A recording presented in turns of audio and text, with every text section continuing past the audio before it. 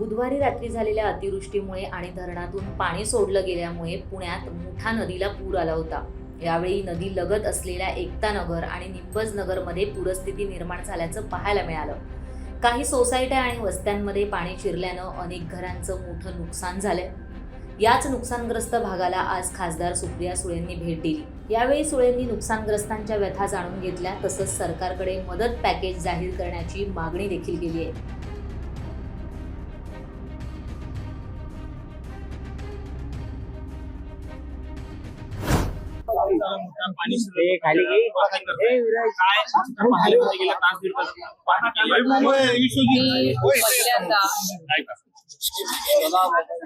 पहिल्यांदा अतिशय विनम्रपणे सगळ्या मीडियाचे मनपूर्वक आभार मानतो। कारण मीडियाने जे काम काल परवापासून केलंय त्याबद्दल खरंच कौतुक करण्यासारखं आहे। मी तुमच्या सगळ्यांचे मनापासून आभार मानते। कारण आता लोकांचा समज काय झालाय बघा, त्यांची अपेक्षा आहे की प्रत्येक चॅनलनी त्यांचा भाग दाखवावा, म्हणजे प्रशासनाला जाग येईल। म्हणजे हे पूर्णपणे प्रशासनाचं अपयश आहे की लोकांची समज असं झालंय आता की चॅनलनी दाखवल्याशिवाय मदत या राज्यात मिळत नाही। त्यामुळे दुर्दैव आहे की Pune municipal corporation and irrigation खाते, मी श्री मोहोळांचंही स्टेटमेंट पाहिलं कालही। श्री मोहोळ आणि माझी सविस्तर चर्चा झाली, कारण काही वेळ राजकारण करायची नाही। आपले लोक अडचणीत आहेत, लोकांबरोबर पूर्ण ताकदीने त्यांच्या मदतीसाठी उभं राहिलंय, राजकारणासाठी खूप वेळ आहे। त्याच्यामुळे कालच जेव्हा ही बातमी आली तेव्हा मुरली मोहोळांची आणि माझी पार्लमेंटमध्ये सविस्तर या विषयाची चर्चा झाली आणि त्यांनीही जे स्टेटमेंट केलं ते मी पाहिलं की पुणे म्युनिसिपल कॉर्पोरेशन आणि इरिगेशन खात्याचा विस्कळीत कारभार हा असल्यामुळे हा एवढा मोठा संकट आज या स्थानिक लोकांवर आलेला आहे। काल अनेक गोष्टी ते करू शकले असते, तुम्ही बघताय आयुष्य उद्ध्वस्त झाले, महिला रडतायत, मुलांच्या परीक्षा असतील, मुलांचे डॉक्युमेंट्स असतील।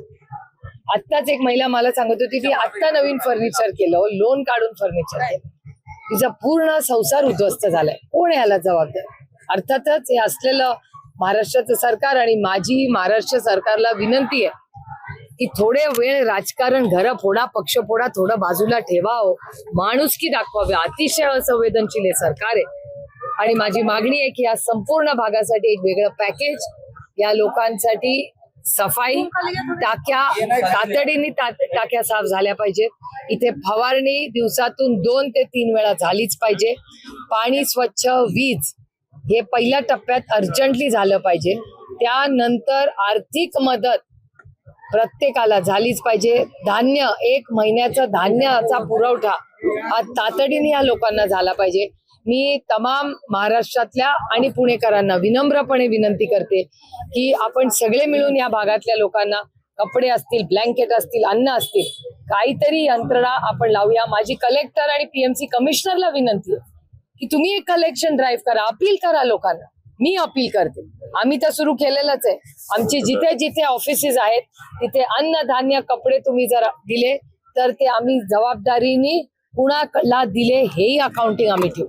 म्हणजे तुम्ही दिलेलं जे काही मदतीचा हात असेल तो शेवटच्या माणसापर्यंत पोहोचवायची जबाबदारी आमची असेल। त्याचबरोबर सरकार हे पूर्णपणे अपयशी ठरलेलं आहे। हे तुम्ही बघताय त्या पद्धतीने काम चाललेलं आहे, म्हणजे युद्ध पातळीवर इथे काम चालायला पाहिजे, त्या वेगाने अजून काम चाललेलं नाही। सर, मी आत्ताच कलेक्टरांशी बोलले, त्यांनी मला शब्द दिला आहे की ते आणखीन यंत्रणा लावणार आहेत। डॉक्युमेंटच्या प्रश्नासाठीही त्यांनी सहकार्याची भूमिका घेतलेली आहे। पुढच्या 8 दिवसामध्ये एक वेगळा कॅम्प या वॉर्डमध्ये लावला जाईल, म्हणजे सगळ्यांना जी डॉक्युमेंटची अडचण झाली आहे, मुलांना ऍडमिशनला जी अडचण होते ती होणार नाही। अन्नधान्यासाठी आम्ही सगळेच एकत्रपणे काम करतोय। रात्रीही काल जेवण, पाणी हे सगळ्यांना पोहोचवण्यासाठी आमचे सगळे सहकारी काम करतायत। म्हणजे या टप्प्याटप्प्याने 3 फेज मध्ये हे व्हावं आणि महत्वाची फेज की हे परत होता कामा नये, याच्यासाठीही जातीने लक्ष घातलं पाहिजे। सर्व सूचना न देता हे सगळं पाणी सोडलं गेलं असं या सगळ्या रहिवाशांचं म्हणणं आहे। माहिती घेतली हा, तो अर्थातच माहिती काय त्याच्यात, मी काल पार्लमेंटमध्येही बोलले की जर, आणि माननीय मंत्री महोदयांनीही ती माहिती आपल्या तुमच्या सगळ्यांच्या चॅनलवर दिली, या विस्कळीतपणा पुणे म्युनिसिपल कॉर्पोरेशन आणि इरिगेशन खात्याच्या हलगर्जीपणामुळे एवढं मोठं नुकसान झालेलं आणि इतक्या लोकांची आयुष्य आणि संसार उद्ध्वस्त झाले. त्याला जबाबदार यांचा कारभार आहे. काय पण चंद्रकांत दादा पाटील असं म्हणतात की पाटबंधारे विभागाची चूक नाहीये, त्यांनी मध्यरात्रीच व्हॉट्सअपवर मेसेज केला होता. कोणाच्या व्हॉट्सअपवर? कुठल्या व्हॉट्सअपवर? कोणाच्या व्हॉट्सअपवर? आणि माझं मत आहे की प्रशासन जर व्हॉट्सअपवरच चाललं असेल तर पुढच्या इलेक्शन मध्ये आम्ही पण दाखवू व्हॉट्सअपवर कसं आयुष्य चालतं. नाही, पॅकेज द्यायला पाहिजे. मी आधीच म्हणाले 3 टप्प्यात रिलीफ मेजर झाले पाहिजे. आता तातडीने पाणी, टाक्या साफ करणे, औषध मारणे, अन्न धान्य, कपडे, निवारा हे पोहोचवणे हा पहिला मुद्दा. पहिल्या 3-4 दिवसात हे पूर्णपणे लाईनवर आणलं पाहिजे हे सगळ्या गोष्टी. दुसरा टप्पामध्ये वॉर्ड मध्ये ह्या सगळ्या भागामध्ये त्यांनी डॉक्युमेंटसाठी अर्जंटली प्रत्येक बिल्डिंग मध्ये त्यांनी सगळी कागदपत्र पूर्ण करण्यासाठी, मुलांच्या ऍडमिशनसाठी त्याच्यासाठी कॅम्प्स घेतले पाहिजेत. आणि तिसरा टप्पा असा की लॉंग टर्म सस्टेनेबिलिटी हे परत होता कामा नये, याच्यासाठी काय खबरदारी सरकार घेणार आहे याचं उत्तर सरकारने आम्हाला अर्जंटली दिलं पाहिजे. याला कारणीभूत जे नदी सुधार प्रकल्प आहे तो पुढे सध्या सुरू आहे बंड गार्डनच्या पुढे, तो सुद्धा याला कारणीभूत आहे असं वाटतं तुम्हाला? आणि अर्थातच मिसमॅनेजमेंट, नाले सगळे बंद आहेत, पाणी न विचारता सोडलेलं आहे, त्यामुळे मल्टिपल गोष्टी काही गोष्टी नाही. आणि ह्या सरकारला बिग तिकीट इन्फ्रास्ट्रक्चर प्रोजेक्ट अखंड लागतात. ब्रिज बनवा, खोदून ठेवा, सगळे बिग तिकीट इन्फ्रास्ट्रक्चर प्रोजेक्ट. आधी आमचं फुटपाथ करा आणि आमची गटारं साफ करा, त्याच्यानंतर काय तुम्हाला बिग तिकीट प्रोजेक्ट करायचे ते करा, आमचं काही म्हणणार, आमचं सहकार्यच असेल. पण बेसिक अम्युनिटीजच नाहीयेत ना. गटर नाहीये, नाला साफ नाहीये, फुटपाथ नाहीये. बघताय तुम्ही काय परिस्थिती आहे. या इथे मागे जी भिंत आहे त्या भिंतीच्या मागे काय परिस्थिती आहे तुम्ही सगळ्यांनीच पाहिलेली आहे, तुमच्या चॅनलनी कव्हरही केलेली आहे. स्मार्ट सिटी इकडे आलेले आहे. पवार साहेबांनी काहीतरी पत्र पाठवलेले आहे माहिती. विस्कळीतपणा, प्रशासनच नाहीये, प्रशासनच काम करत नाहीये पुण्यामध्ये तुम्ही सातत्याने बघतात. मग ड्रग्ज असतील, कोयता गँग असेल, ससून मध्ये होणारी पुण्याची आणि राज्याची आरोग्य खात्याची बदनामी असेल, हा विस्कळीतच कारभार चाललाय ना. सातत्याने हिट अँड रनची केस, काय ते रक्ताचे सॅम्पल्स बदलणं, हे सगळं पुण्यातच होतंय. दुर्दैव आहे की जे काय वाईटच होतंय ते आपल्या पुण्यात एक सुसंस्कृत शिक्षणाचं माहेरघर, सुरक्षित पुण्याला खरंच कोणाची तरी दृष्ट लागते. मोठ्याची वॉटर लाईन कमी होत चाललेली आहे, तिथे बिल्डर अनधिकृत बांधकाम करत आहे असं देखील आरोग्य स्थानिक करत आहेत. असं काही झालं असं परिस्थिती पाहिली नाही. मी गेले वर्षभर तुमच्याही चॅनलवर बोललेले की पुण्याचं काही महिन्यासाठी या सगळा जो आता जे इन्फ्रास्ट्रक्चर प्रोजेक्ट आणि सगळ्या बिल्डिंग चालल्या त्या थांबवा. पुण्यामध्ये सगळ्याचा आढावा घ्या. आहे त्यांना पाणी नाही, जिथे पाणी आलं तर घरात घुसून एवढं नुकसान होतंय सगळं. त्यामुळे पुण्याच्या पूर्ण ह्या डेव्हलपमेंटवर आणि smart city has failed. Poona जर स्मार्ट सिटी झाली असती तर हे घडलंच असतं काही ते. आणि काही एका भागात नाही, पुण्याच्या अनेक भागांमध्ये हे घडलेलं. कारण का प्लॅनिंगच नाहीये या सरकारमध्ये. स्मार्ट सिटीच्या गोष्टी होतात, मात्र दुसऱ्या बाजूला टाउन प्लॅनिंग हा विषय जो आहे तो कुठेच अधोरेखित केला जात नाही आणि त्याचाच रिझल्ट आपल्याला पाहिजे. अहो, पुण्याचा डेव्हलपमेंट प्लॅनच झालेला नाहीये. किती वर्ष तो पडून आहे डेव्हलपमेंट प्लॅन. PMRDA ला काही सांगितलं तर ते म्हणतात अरे डीपी झाला नाही. जोपर्यंत डेव्हलपमेंट प्लॅन, मग आरक्षणावरनं काय, हे आरक्षण टाकलं, दुसरं टाकलं, या सगळ्या गोष्टी आपण ऐकतोच आहे ना अनेक वर्ष. आणि त्याच्यात पुण्याचं शहराचं प्रचंड नुकसान झालेलं आहे. मग ट्रॅफिक असू दे, कचरा असू दे, quality of life, air quality बघा पुण्याची. अनेक ठिकाणी खडकवासला याच भागामध्ये त्या ह्याच्या फॅक्टरी आहेत विटेच्या, प्रचंड पोल्युशन. मी स्वतः किती वेळा पुणे म्युन्सिपल कॉर्पोरेशन बोलले की बंद करा. स्थानिक लोकांची मागणी आहे की त्या फॅक्टऱ्या बंद करा, त्या काही इलिगल आहे, पण सरकार काही ऍक्शनच घेत नाही त्याची. तुमच्या प्रश्नातच माझं उत्तर आहे. राज ठाकरे काल असं म्हणाले, राज ठाकरे असं म्हणाले की जर का लाडका भाऊ किंवा लाडकी बहीण समाज असेल तर ही योजना आणावी लागली असं राज ठाकरे म्हटलं. मला असं वाटतं आता ही जी परिस्थिती आहे, राजकीय विषय 1-2 दिवस आपण बाहेर ठेवूया. माझ्या सगळ्या राजकीय प्रश्नांना उत्तर द्यायची मी कधीच नाही म्हणत नाही, पण 2-3 दिवस आपण सगळे संवेदनशीलपणे ज्या लोकांना आता मदतीची गरज आहे तोच फोकस ठेवूया, अशी माझी विनम्र विनंती आहे.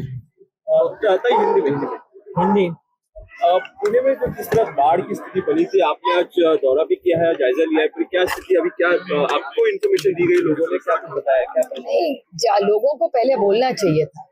और कल भी हम पार्लियामेंट में, संसद में, मैं इसी बारे में बोल रही थी कि इन लोगों के लिए जल्द से जल्द एक पैकेज दिया जाए।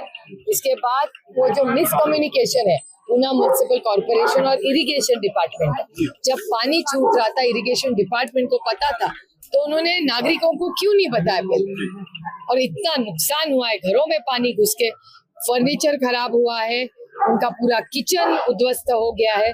उसके बाद बच्चों की पढ़ाई की किताबें, उनके सर्टिफिकेट्स पूरे खत्म हो गया है। कई छोटे बिजनेसमैन, दुकानदार के उनको भी काफी नुकसान हुआ है। बहुत नुकसान यहाँ हुआ है। मेरी विनती है महाराष्ट्र सरकार को कि उनके 50 खोके एकदम होके के लिए उनको पैसा होता है, लेकिन जब आम आदमी की पीड़ा इस सरकार को नहीं दिखती है। क्या आपने मांग क्या है अभी, कैसे मेरी मांग 3 पार्ट्स में है। पहली मांग है कि यहाँ पूरा 2 या 3 बार दिन में स्प्रेइंग होनी चाहिए, पहली बात। दूसरी, पूरी जो पानी की टाकी है वो पूरी साफ होनी चाहिए। खाना और पानी इन सबको सरकार ने देना चाहिए। कपड़े के भी बहुत बच्चों में बुजुर्ग है, उनको बड़ी दिक्कत हो गई, उनको भी हेल्प करनी चाहिए, मदद करनी चाहिए। ये पहला बात। उसके बाद सारों जो नुकसान हुआ है उसका पूरा, ये वार्ड ऑफिसर अब घूम रहे हैं, उनके यहाँ से पूरा ऑडिट होना चाहिए। उसके बाद सबकी मांग ऐसी है कि जो डॉक्यूमेंट्स गुम गए, पानी में बह गए, उसके लिए वार्ड में एक अलग सा कैंप लेना चाहिए। ये 2 फेज में होगा। और तीसरा फेज में कि ये वापस ऐसा ना हो, और इतना बड़ा नुकसान हुआ है वो कैसे हम रोक सके, इसके लिए पूरे ताकत से काम करें। फाइनेंशियल एड की तो मांग हम कर ही रहे, लोगों को फाइनेंशियल एड मिलनी चाहिए। मैम, इसके अलावा बात होती थी कि पुणे को और डायरेक्ट बेनिफिट ट्रांसफर, डीबीटी से ही होनी चाहिए, नहीं तो उसमें भी पता नहीं क्या होगा। आपने देखा है कि वो कृषि मंत्रालय का आरोप मैं नहीं कर रही हूँ, आरएसएस ने किया है कि डीबीटी में गड़बड़ है। ये मैंने नहीं किया है, आरएसएस ने कहा है। मैम, स्मार्ट सिटी की बात होती थी, पुणे को स्मार्ट सिटी करेंगे, बट बेसिक एमिनिटीज के लिए स्ट्रगल करना पड़ा है पिछले कई दिनों में। ट्रैफिक हो, रोड की स्थिति हो, smart city has completely failed. कौन सी इस देश में सिटी स्मार्ट हुई है बताइए आप? इतना पैसा खर्चा हुआ है। कल ही संसद में सारे हम सांसद चर्चा कर रहे थे जल जीवन मिशन के बारे में। हर घर नल और जल की इतनी बड़ी पैमाने में पैसा दिया गया। बहुत सारी ऐसी जगह है जहाँ सोर्स में पानी नहीं है, लेकिन काम इंफ्रास्ट्रक्चर का चले जा रहा है। और वैसा ही पूना में हुआ है। बिग टिकट प्रोजेक्ट्स, 18,000 करोड़ रुपए की मेट्रो हो रही है, लेकिन गटर साफ करने के लिए पानी नहीं है। नहीं तो किया है कॉन्ट्रैक्ट, इसका आगे क्या हुआ, इसको सरकार को जवाब देना पड़ेगा। मैम, महाराष्ट्र को रिप्रेजेंट करती है, पुणे में जाहिर तौर से कल प्रॉब्लम थी, लेकिन कई जगहों पे बाढ़ की स्थिति और भी जगहों पे बनी हुई है। महाराष्ट्र सरकार कहीं ना कहीं बाढ़ की स्थिति को कंट्रोल करने में फेल हो रही है। बिल्कुल, मैंने कल भी पार्लियामेंट में कहा कि कोल्हापुर, सांगली, बहुत सारा भाग, पालघर, उस एरिया में भी बहुत बारिश भी हुई है और प्लानिंग नहीं हो रहा है, क्योंकि इतने सारे प्रोजेक्ट्स एक ही टाइम, बहुत सारे ब्रिज बन रहे हैं, रास्ते बन रहे हैं। याचं उत्तर सरकारने दिलं पाहिजे। थोडंसं सविस्तर तुम्हाला सांगते की माननीय अटलजी जेव्हा प्रधानमंत्री होते, माननीय अटल,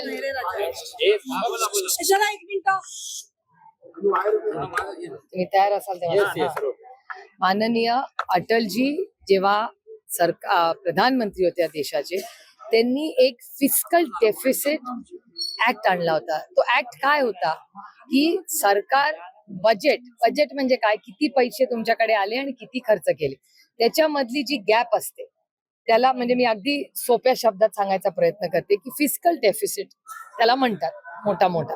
तर मी अगदी सोप्या शब्दात देते, तुम्ही अगदीच त्याचा तसा अर्थ काढू नका।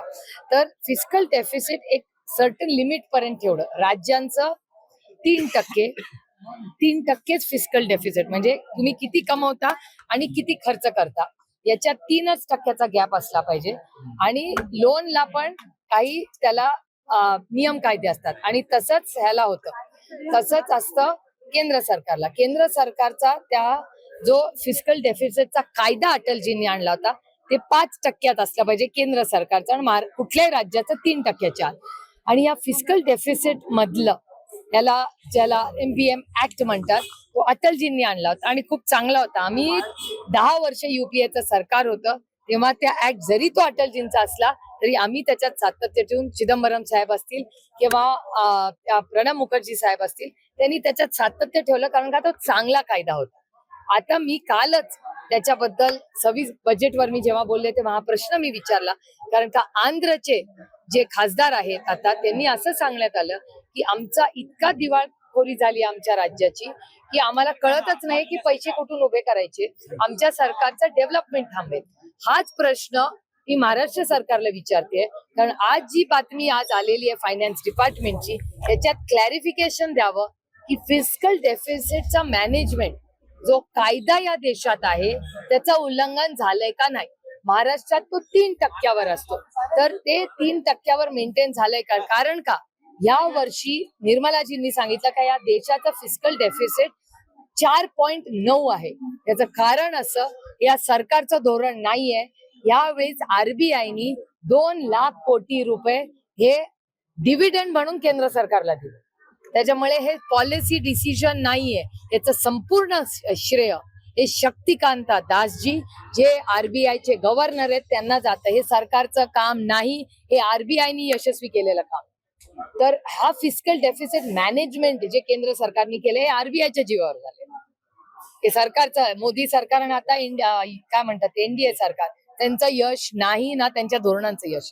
तोच प्रश्न मला आंध्राने विचारला, तसा महाराष्ट्र सरकारला मी विचारू इच्छिते की तुम्ही ह्याचं काय केलं. हा जो ऍक्ट आहे फिस्कल डेफिसिट रेग्युलेशन आणि मॅनेजमेंट म्हणजे जेवढे पैसे तुमच्याकडे येतात ते तुम्ही खर्च करता, त्याला लोनचा पण पैसे द्यायचे असतात, त्याला पण कॅप असते प्रत्येक राज्याला, तर तो 3% आत आहे का नाही. आणि मला जे काय मी माननीय जयंत पाटलांचं भाषण हे जे ऐकलेलं आहे असेंब्लीमध्ये याच्यात कुठलाही फिस्कल मॅनेजमेंट FRPM ऍक्ट त्याला म्हणतात, FRPM ऍक्टचं पूर्ण उल्लंघन महाराष्ट्र सरकारने केलंय असं आत्ताच्या ह्याच्यावर न दिसतंय. एकूण आज जे वर्तमानपत्रात आलेलं आहे, तर महाराष्ट्र सरकारने क्लॅरिफिकेशन द्यावं या देशाला, राज्याला आणि नागरिकांना की FRPM ऍक्ट मध्ये तुम्ही कुठे बसता. हा ऍक्ट अटलजींनी कशासाठी आणला होता की अशाच गोष्टी होऊ नये आणि कुठल्याही राज्याचं नुकसान होण्यासाठी खूप चांगल्या हेतूने अटलजींचा तो